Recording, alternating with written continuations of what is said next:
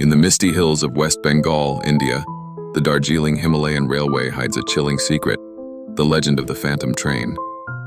Locals whisper of a ghostly locomotive that glides silently along the tracks after midnight, its pale lights flickering through the fog.